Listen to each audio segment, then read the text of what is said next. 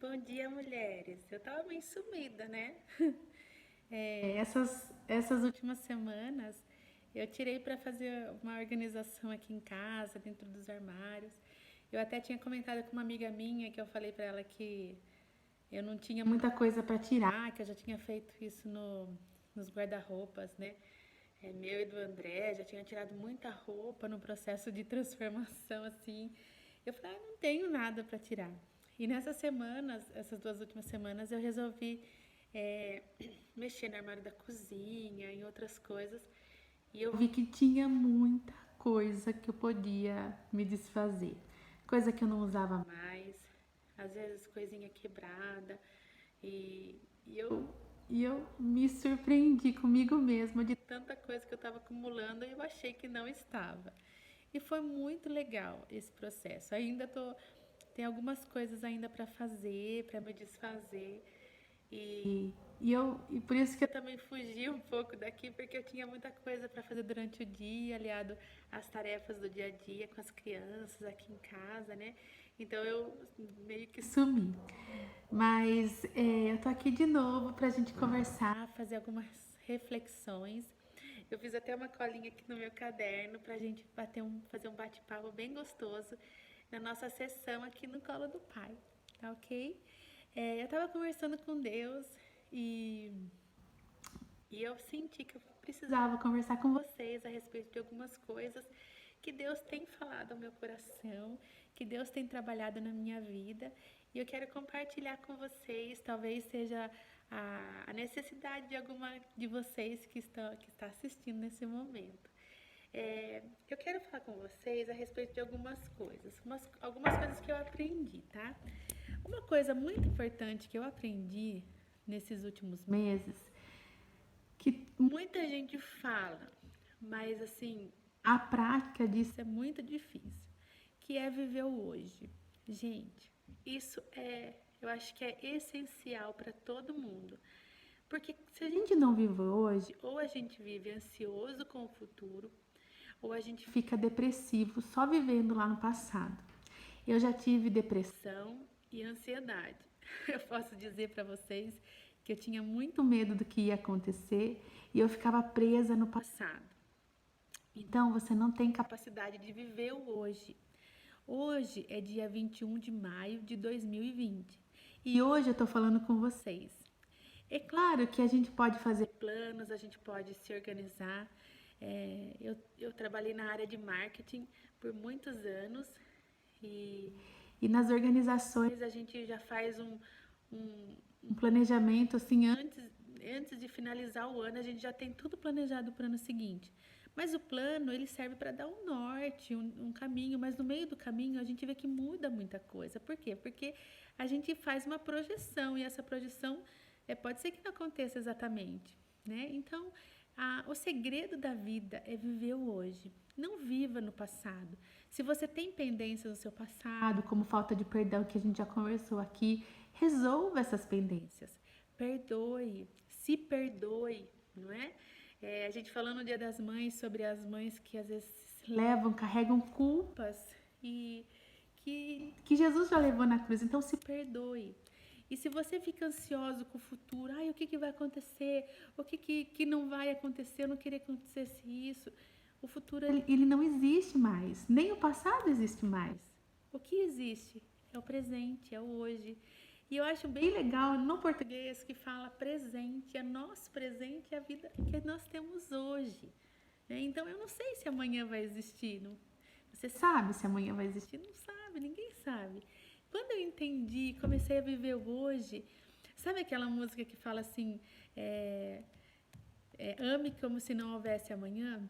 Gente, é muito verdade isso. Você tem que amar os seus queridos, você tem que viver, você tem que demonstrar o amor, o carinho por Deus, por você e pelo próximo hoje. Não adianta falar assim, amanhã eu vou fazer isso, amanhã eu vou me cuidar, amanhã não é hoje. Tem que chegar um dia na nossa vida que a gente tem que dar um basta e falar, não, eu vou viver agora, porque eu não sei se depois do almoço meu plano depois do almoço vai acontecer. Eu sei que agora, deixa eu ver que horas são. Agora são 8h25, eu tô falando com vocês. Eu tô aproveitando enquanto as crianças estão dormindo para falar com vocês. Então, é esse o tempo que eu tenho vivido agora. Então, no agora, eu tenho procurado fazer o meu melhor. E é lógico que a gente vai aprendendo, a gente vai buscando na fonte que é Jesus, o que a gente precisa mudar. Outra coisa que eu aprendi nesses últimos meses, que tem feito muita diferença na minha vida, e eu já até compartilhei com vocês, é a questão da nossa identidade e propósito. Parece tão banal, não é? O que é identidade? O que é propósito? Eu vou viver a vida como, né? Eu vou viver a vida. E na verdade não é assim. Porque se você não entende a sua identidade e você não entende o propósito, porque todo mundo tem um propósito. Ninguém veio aqui, né, ao Léo. Deus não permitiu a sua vinda aqui à toa. Você é especial. Você é cheia de qualidades. E você tem os defeitos, os nossos problemas, a gente pode chegar até a fonte que é Jesus e ser aperfeiçoada nele. Então você tem um propósito e eu entendi o meu propósito. Como que eu entendi o meu propósito? Eu queria recapitular com vocês o que a gente já aprendeu. Vamos lembrar da nossa mão, né? Aqui são as fontes da nossa identidade, certo? Então aqui nós temos o que Deus pensa a respeito de você, o que os seus pais pensam a respeito de você, o que eles falaram, né? Muitas mães, muitas mulheres hoje têm tantos bloqueios mentais por causa disso. Porque, infelizmente, não é para culpar os nossos pais, mas é porque eles não sabiam como fazer. Então, talvez eles tenham feito o melhor que eles puderam, mas não conseguiram, não sabiam, não tinham esse conhecimento que nós temos hoje. Então, né, a gente vê assim que muitas mães, às vezes, repetem comportamentos com os seus filhos porque os seus pais fizeram com elas, né?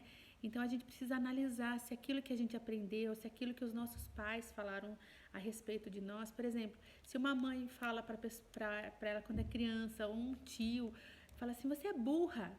Gente, isso marca isso na vida de uma criança de uma forma que é muito difícil. Ela cria, olha, eu vou fazer 40 anos e eu vejo quantas coisas que foram plantadas em mim na minha infância que eu tenho que resolver isso agora, né? Então, o que os seus pais disseram a respeito de você, o que a cultura, a sociedade, o país, né, que tipo de cultura que nós vivemos, o que eles falam a respeito das mulheres. Isso é muito importante também para a gente entender. O que você pensa a respeito de você. E por último, o que as demais pessoas pensam a respeito de você. Então, quando eu entendi que eu preciso me preocupar com esse dedo e com esse que faz a aliança com Deus, e o resto eu preciso entender, eu preciso jogar fora aquilo que não tem base com aquilo que Deus pensa a respeito de mim. E o que as pessoas pensam a respeito de mim não importa. Eu posso levar em consideração, né? Eu posso levar em consideração, fazer uma reflexão, mas tem muita coisa que as pessoas pensam a respeito de nós que não vale a pena se preocupar. Não vale, né? Então, assim, uma das coisas que, em relação a esse dedo aqui, ó, que marcou muito a minha vida, que fez muita diferença para eu firmar a minha identidade, né? Eu trabalhei 20 anos na Unimed. Eu construí uma carreira lá dentro, eu trabalhei em várias áreas, eu entrei lá como guarda-mirim com 12 anos. E quando eu engravidei da Júlia, que eu não podia engravidar, eu não conseguia trabalhar. Eu ficava pensando que eu queria cuidar dela, eu queria acompanhar os passos dela. E parecia que quando eu tomei essa decisão, foi tão difícil para mim, porque a sociedade, ela impõe um comportamento da mulher de virilidade, de força. Tipo assim, não, você não pode se negar os seus sonhos, negar a sua carreira em função da sua família, né? Então, isso foi muito difícil para mim. Quando eu entendi que eu podia descansar em Deus, que realmente era aquilo que Deus tinha para mim, eu tô falando da minha história, eu não tô falando que você tem que fazer igual a minha história. Deus não trata as pessoas como um bando de boi, assim, né? O boi, assim, é aquele bando, né? Não, Deus trata cada um individualmente. Eu tô contando a minha história, tá ok? e que você entenda a sua história, que ela é individual. Deus nos chama pelo nome, Ele conhece você pelo seu nome. A Bíblia fala que Ele sabe quantos fios de cabelo tem na sua cabeça. Então, Ele nos trata individualmente. Então, quando eu entendi que o meu propósito, a minha identidade, ela não podia ser baseada naquilo que a cultura, né, prega, né, aquilo que as pessoas pensam, eu falei, não, eu vou seguir minha vida, eu vou cuidar da minha filha. Eu vou criar, eu vou cuidar, eu vou acompanhar os primeiros passos. E lógico que foi desafiador, foi muito difícil, mas teve momentos que eu até perguntei, será que eu fiz certo? Será que vai valer a pena, sabe? Porque essa luta entre o que a sociedade prega e aquilo que eu acreditava era muito grande. Hoje, eu tenho plena convicção que eu fiz certo. Eu tenho plena convicção. Talvez eu poderia ter reconhecimento profissional, talvez eu poderia ter crescido profissionalmente, mas quando eu entendi a minha função de mãe, isso mudou muito e eu entendo demais como foi importante na vida dela e da Raquel, né? E eu volto a falar que é a minha história, tá? Deus tem a sua história e assim, se você trabalha, eu não tô criticando você, eu só tô dizendo que eu entendi aquilo que Deus tinha para mim. E outra coisa que eu entendi que assim valeu muito a pena foi em relação ao papel de esposa, sabe? Às vezes, quando você fala que você tem que cuidar do seu esposo, tratar ele com carinho. Tem um livro que eu até indiquei aqui, que é Uma Mulher Segundo o Coração de Deus, da Elizabeth George, que ela ensina a gente ser esposa. É incrível. Ela dá dicas de como receber seu marido em casa, como preparar a mesa para ele. E você fala assim, mas tem que dividir, tem que não sei o quê. Cada família tem a sua estrutura. Eu não estou querendo mudar a sua estrutura. Eu não estou falando que o seu marido está errado, que você está certo. Eu não estou aqui para te julgar.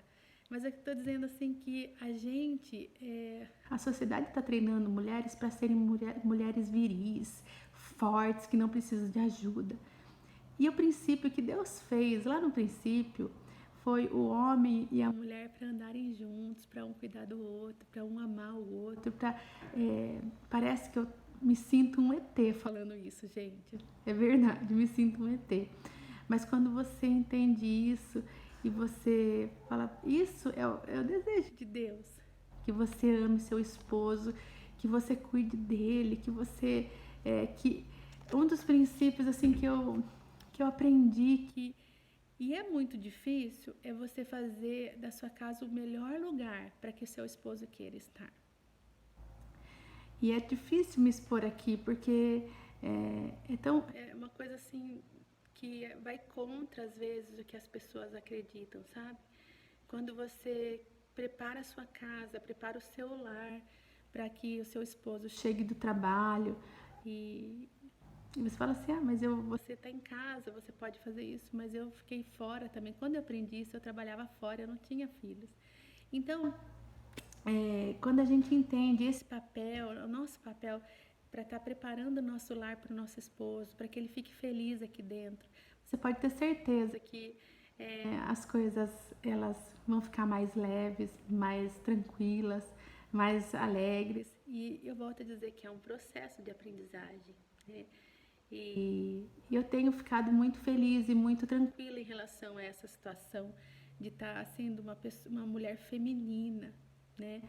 E o mais legal de tudo isso é que eu aprendi que você ser mãe, você ser esposa, você ser uma mulher feminina não é sinônimo de mulher idiota, de mulher que é pisada pelo esposo, de mulher que não pensa, de mulher que não toma as decisões. Não é isso. Se você olhar, as mulheres que Deus ressaltou na Bíblia são mulheres muito inteligentes, são mulheres que tomavam decisões muito inteligentes. Se você ler o livro de Esther, você vai ficar impressionado com a sabedoria daquela mulher. Então, Deus não criou a mulher para ser pisoteada pelo homem. Pelo contrário, lá em Efésios fala que o homem deve amar a esposa como Cristo amou a igreja. E Cristo amou a igreja, né? A igreja, o corpo de Cristo, eu não estou falando de uma denominação, é o corpo de Cristo, todos aqueles que aceitaram Jesus. Como que Jesus amou? Ele se entregou pela igreja. ele morreu pela igreja, ele estava à frente da igreja para morrer por ela. E essa é a comparação do homem, do esposo com Cristo. Então, se você acha que Deus é machista, então eu acho que você precisa rever o seu conceito. Porque ele fala que a submissão não quer colocar a mulher abaixo. A submissão é sob a mesma missão. Então, a mulher está ao lado. É lógico que a Bíblia coloca uma hierarquia para a organização. E eu acho isso muito saudável para nós como mulheres, mas isso não significa que você não precisa pensar, que você não precisa conversar, que você não precisa expor as suas opiniões, né? Em Provérbios fala que a mulher sábia edifica a sua casa, mas que a tola com as suas próprias mãos a destrói. Então você tem a possibilidade, você tem a escolha de ser uma esposa sábia e tem a possibilidade de ser uma esposa tola e destruir a sua casa, destruir a sua família. Qual é a sua escolha? Eu tenho buscado na minha fonte, que é Jesus, a minha única fonte, que é Jesus, e tenho clamado a Ele que me dê sabedoria, para que eu seja uma esposa e uma mãe, segundo o coração de Deus. E eu gostaria muito de levantar outras mulheres junto comigo para serem femininas, mulheres inteligentes, mulheres fortes, sim, mas que não precisam assim ficar se matando, se matando de tanto trabalhar só para provar para as pessoas o seu valor. Quanto tempo eu fiquei querendo provar o meu valor através de um reconhecimento profissional, e o meu valor não é esse.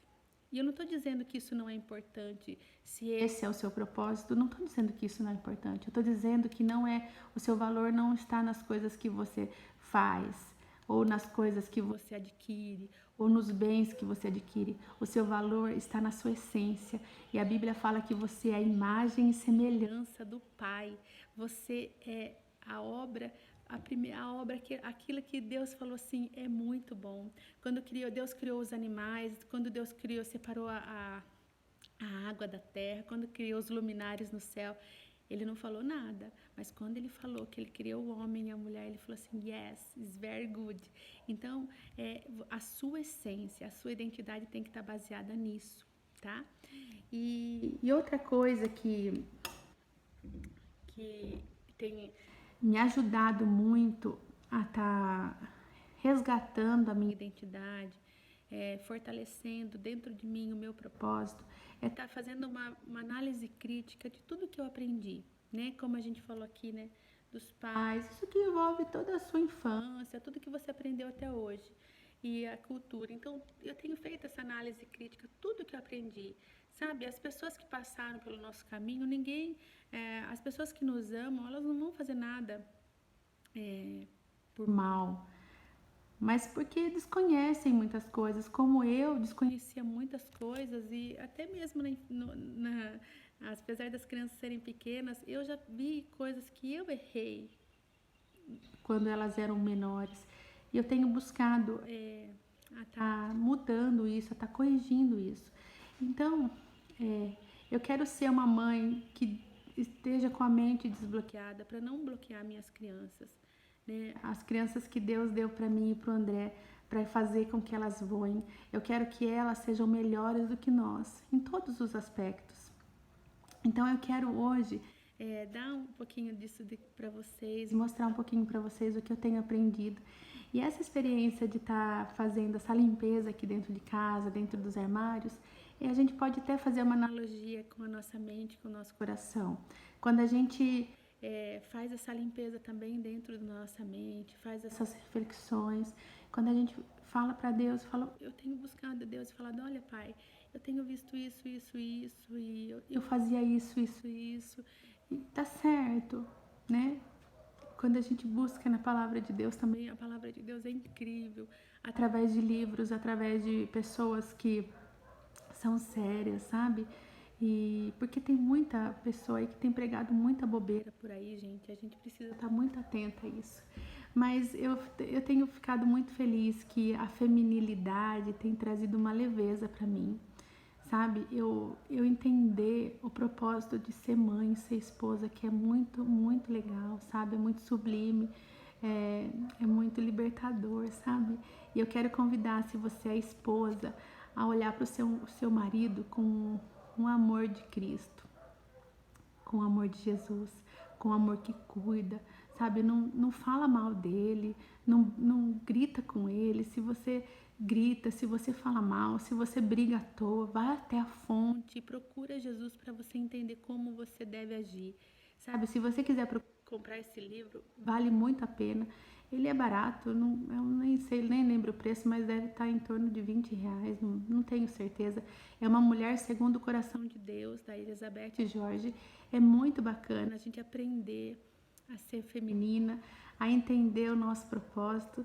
Vale muito a pena. Eu garanto para vocês que Deus tem feito maravilhas aqui dentro da minha cabeça e eu não tenho mais vivido lá no passado. O passado ele já ficou para trás. As pessoas que eu precisava perdoar, Deus me capacitou a perdoar. E eu fiquei muito feliz com isso. Eu até me emociono porque quando a gente entende isso, entende que o perdão ele é a chave para a porta que abre para a gente entrar na paz. Se tem uma porta que está fechada na sua vida, que está assim travando algumas coisas, você pode ter certeza que tem falta de perdão envolvida aí. Então, eu quero deixar vou até rever aqui, tá? Viva o hoje, entenda a sua identidade, o seu propósito e tenha uma visão crítica a respeito daquilo que você aprendeu, tá ok? A minha querida acordou, a minha caçulinha, eu vou aqui dar atenção para ela. E eu quero dizer para vocês que vocês têm um dia maravilhoso, cheio de viva hoje, viva como se não houvesse amanhã. Agradeça a Deus. Eu gostaria de convidar você a parar e agradecer a Deus pelas pequenas coisas. Quando a gente tem uma vida de gratidão, quando a gente entende o propósito da gratidão, a gente para de murmurar, para de reclamar. E isso faz muito bem para o nosso corpo físico, para a nossa alma, para o nosso espírito. Eu quero desejar a você um lindo dia maravilhoso, cheio da graça e da paz de Jesus Cristo. Um grande beijo e até a próxima.